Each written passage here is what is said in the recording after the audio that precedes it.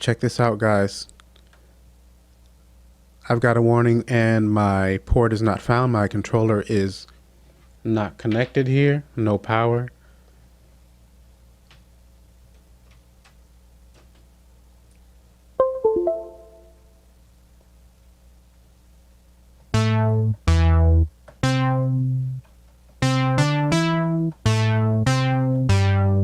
But we're in business and we don't have to come in, open up the options menu and hit the reconnect. It's the little things. So let's go ahead and jump into this video. I'm going to briefly talk about some of the highlights that I think are pretty interesting and great fixes, and a couple of new features that are within the recent update from PreSonus for Studio One 3. Now, for some of you, for instance, what I just showed by connecting the MIDI keyboard, you may not really care at all about that. If you've got your rig set up and you never disconnect anything or move your gear around, then that's not really going to mean too much for you. So these are kind of my personal things that I think are great about the recent update and fixes. So I've actually created a little list here from their notes, and I've highlighted some of the things that are more important to me, and we're just going to take these one at a time, and I'm going to try to just go through this pretty quickly. So we've got video engine tweaks, and if you are working with video within Studio One 3, then you need for it to work. You need for it to be spot on. So this is great. Any flaws or problems is really just going to disrupt our workflow. So that's a good thing there. Copy audio events to new track, also copies takes and layers. This is a great feature. So if I come to, I've got an audio track here, and what I'm going to do is I'll F4 and open up the inspector. I've only got this one track, and I'm going to add a layer. So I'm going to duplicate that, and now we have this extra layer. Then I will right click on the track there, and we have duplicate track. We have a couple of different options. So this complete must be the new addition. If I duplicate that track, then we can see we do have that track duplicated. The event is not there. The extra layer that we added is not there as well. I will Shift T and get rid of that one. Then let's come back, and this time we will choose complete, and then this is our new track. We can choose the layers there. Let's expand the layers. And then we can see we've got an exact duplicate of what we've copied. So this works fine. This is in order. I'm going to go ahead and delete that layer. Shift T to remove that track. And actually want to get rid of that layer as well. I'll F4 and close out the inspector. Let's come back to our notes. What else have we got here? Encoder remote control for pan and other controls is more usable now. Usability is always a good thing. I like that. Copy automation via copy and paste events. That's great. Plug and play for Windows USB media devices. Reconnect is automatically initiated when plugging in USB MIDI device. Now we saw that at the very beginning of the video, and that's, it's a simple thing, but it saves us a second or two here, and when we're trying to get our ideas out, every little bit helps. MIDI program change for VST3 plugins. That's great. Browser not scanning sound sets and subfolders. We're now moving on to issues that have been fixed. Before we were just taking a look at some of the features and improvements. Now, next we have event content is drawn outside event boundaries on tracks and layers. Let's come back to Studio One for that. And actually I have this MIDI part here where I've got a long note. In the past, when I've been working with these MIDI parts, if you have a note that comes outside of the event, you're going to see a line come out in the arrange view here, if I can remember correctly. And I'm pretty OCD. It did kind of bug me to see that line sticking out. It's kind of good and bad, because then you can see if you have a note that is going past the event, but for having a cleaner view in the arrange view, I'd prefer for it not to do that. If I double click on that, this is the note in particular, and if I click and hold and drag up or down, then you can see it expanding out past the border of our event.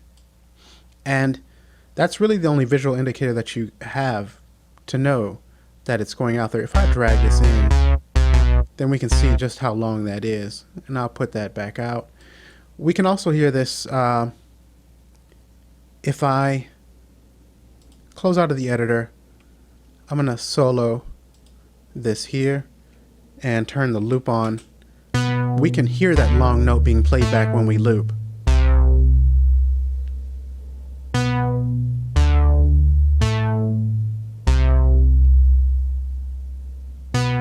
Well, at least I thought we could. If I turn the loop off and then go ahead and play back.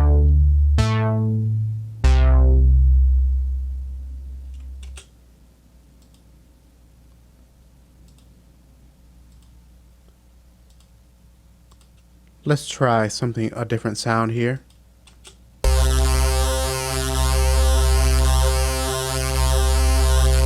Okay, so that bass part that we had just had a short release.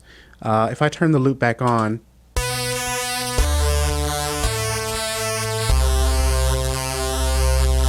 now we can hear it in our loop as well. So we are going to have that sonic indication that we've got a note extended beyond our event border. I'm going to turn the loop off and let's come back to our notes here. What are we on next? Not possible to insert a send effect to multiple selected channels.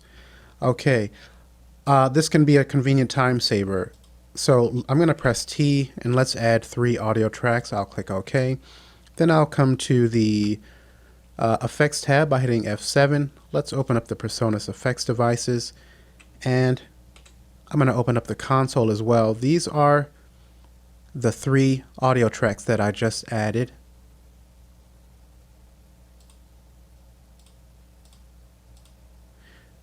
So I'm going to select these 3, open up the sends panel here, and I'm going to drag this analog delay onto the first one. Now we've got that loaded. I'll close out the browser. Now what do we have in the other 3 here? Our analog delay, our analog delay. Now while they're all selected, if I go ahead and remove, it's gone from all 3. So we're in business there. And I'm going to Shift T to remove all of those. And I'm going to take out this effects channel that was added when we did that. Now what's next? Crash after recording instrument part. Now this is something that I've never experienced personally, but that's not something I ever want to experience. So I'm glad that they took care of that. And quantized audio events parts ignored first selected event per track. We don't want that. Studio One crash in Rewire mode. Now I have experienced this, and I recently put up a tutorial on using Rewire with Studio One 3 and Reason, and I did experience some crashes. I thought it was just because I had a ton of software running at the time. I had Studio One 3, I had my screen capture, I also had a virtual mixer in between those two to capture the Osio audio, and I was running Reason. So I thought maybe they just weren't playing well together. But I've actually had Reason running in the background here as a Rewire device. You can see here.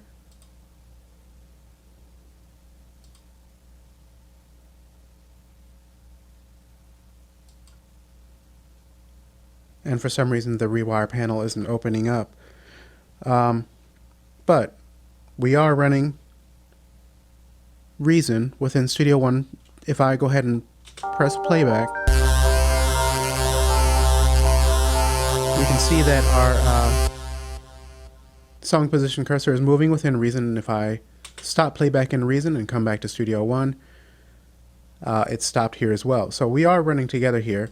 For some reason, the Rewire panel is not opening up. So with the fix of that code, maybe this is another issue that has cropped up. I don't know. Let's try opening it within the console here. So this is our Reason. I'll click here and it comes up here. Interesting. So maybe that's a minor thing. Maybe someone at Personas will see this. So we know we can access our Rewire panel by coming to the console and clicking the instrument icon there. Now, we may be at the end of the list of at least everything that I think is kind of cool. Oh, there's a few more here. Instrument editor is stealing focus when open. Part automation changes without user action. Now, that's like a poltergeist, and we definitely don't want that. And I don't have this highlighted, but crash on close all is not really what we want. So, wrong pre-post fader icon on main channel. Copy single automation mode node not working. Let's take a look at that real quick. So I'll solo our audio track here, and let's bring up the automation. Let's take a look at the pan. Our automation mode I'll put at touch. I'll go ahead and play back and add some automation in here.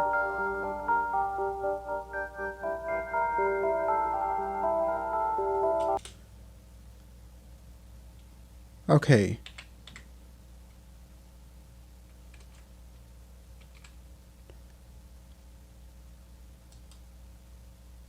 So automation nodes should be copying now. So if I right click and copy, and then when we paste, wherever our song position cursor is, it's going to paste that. So I'll just set the cursor here, and then I'll Control V, and we've got that pasted. I'll come here, Control V, and we've got that pasted. So whatever node that we've copied, it's going to copy that position. So if I copy this one here, let's come over to the beginning. I'll Control V.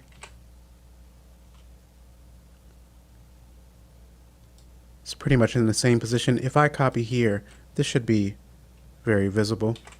So we can see that it's copying it, pasting it at the exact location where we're copying that node from, if that makes sense. And I'm going to select all of that and just delete it out, and Control click to put our panning back. I'm going to turn our touch off and the display off. What else have we got here? Video player fixes for Windows and Mac OS. This seems a little bit redundant. That was mentioned up above, but hey, 2 times mentioned is great, so that means maybe everything should be working flawlessly now. Auditioning MIDI files in browser not working. Now I've had some mixed results with this. If I F9 and come to the files here, I've got a list of MIDI files, and if I select one, we're supposed to be able to audition our MIDI files. We do, according to the manual, need to have a MIDI instrument or a VST instrument active in order to play back that MIDI data. Let me select the My Tai, and we can see channel My Tai. I'm going to press play, and I'm not getting anything here. And this is what I experienced. Some of these will play back, and some of these will not. I think this Piano Man Bass 2 was working for me.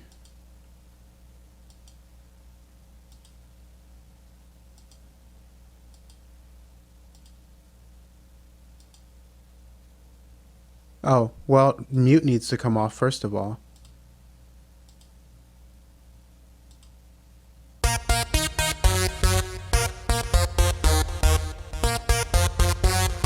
Okay, so we got that going. But as you can see here, some of these are not working, and I'm not sure if I'm doing something wrong or if there's still some issues with this particular feature. Okay, moving on. Filtering loops by category can take very long. I haven't actually tested this out before the video here, so let's go ahead and do that. Type, we'll choose character. Well, style, instrument,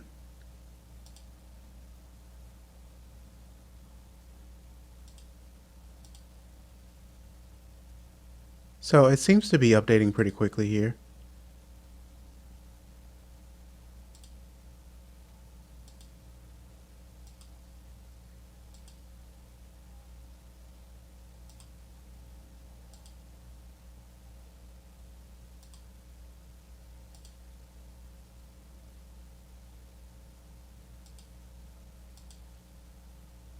That was quick.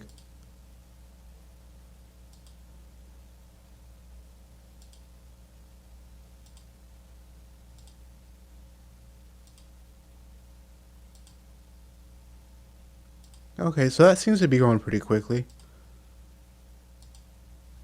Moving plugin windows between different monitor DPIs is broken. Now I only have one monitor. I'm just using a laptop, so I can't really check that out. But definitely if you're using two different types of monitors with different resolutions, this can be a great thing that it's going to kind of dynamically adjust itself depending on which monitor that you're using.